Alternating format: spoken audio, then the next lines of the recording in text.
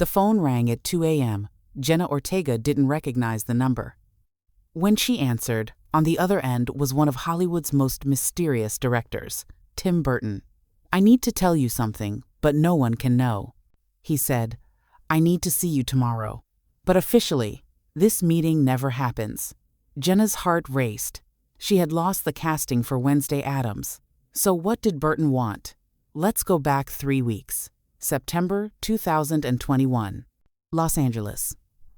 Jenna Ortega walked out of the Netflix casting room. She had just auditioned for the role that could change her life, Wednesday Addams. The reboot of the Addams Family was the most anticipated project of the year, and Jenna wanted it.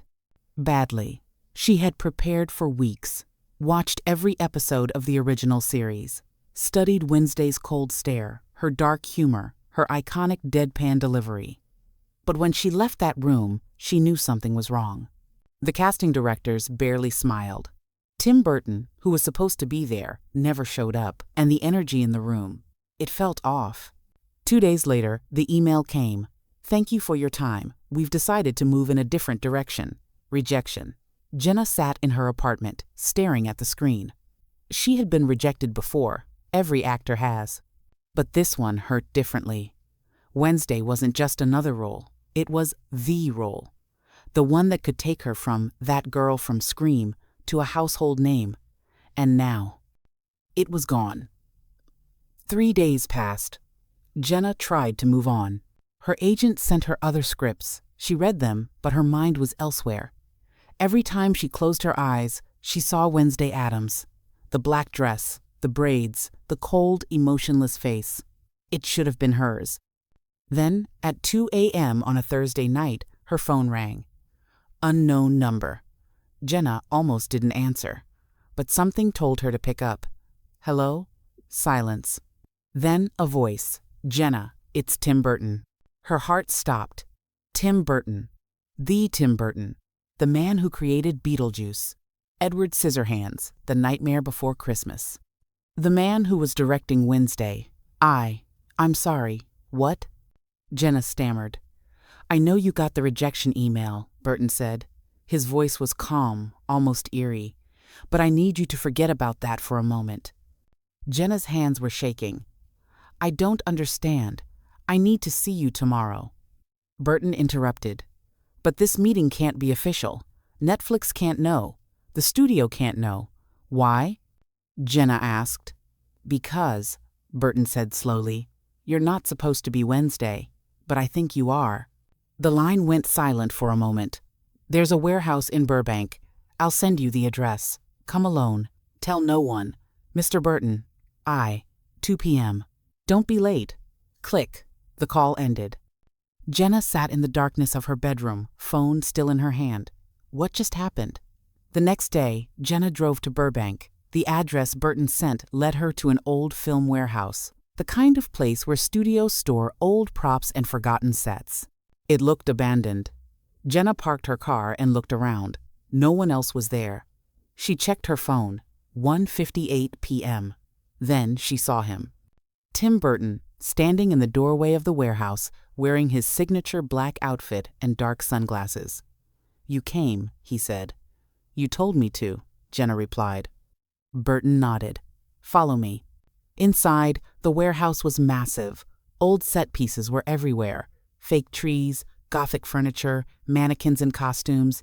In the center of the room, a small area was set up. A camera. Lights. A chair. "What is this?" Jenna asked. Burton turned to her. "This is a test shoot. Unofficial. Unauthorized. If Netflix finds out, they'll shut it down." "But why?" Jenna asked. "I already got rejected." Burton smiled, a rare sight. "Because the studio wanted someone else. Someone older. Someone more commercial." He made air quotes with his fingers. "But I don't care what they want. I care about who Wednesday is." He pointed at Jenna. "And I think that's you." Burton handed Jenna a costume. Black dress. White collar.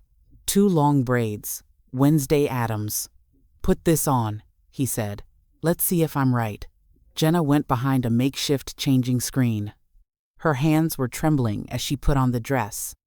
This wasn't supposed to be happening. She had been rejected. Burton was going behind the studio's back. If anyone found out, this could ruin both of their careers. But when she looked in the mirror, something clicked. She looked like Wednesday. No, she was Wednesday. Jenna walked out from behind the screen. Burton stared at her for a long moment. "Say something," he said.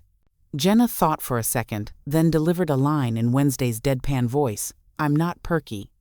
Burton's eyes lit up. "Again, I'm not perky. Now look directly at the camera. Don't blink. Don't smile." Jenna did. The coldness. The darkness. The intensity. It was all there. Burton started filming. For the next 2 hours, Jenna performed scene after scene. Lines from the original show. Lines Burton had written himself. Improvisation. She became Wednesday Addams in that warehouse, and Burton knew it.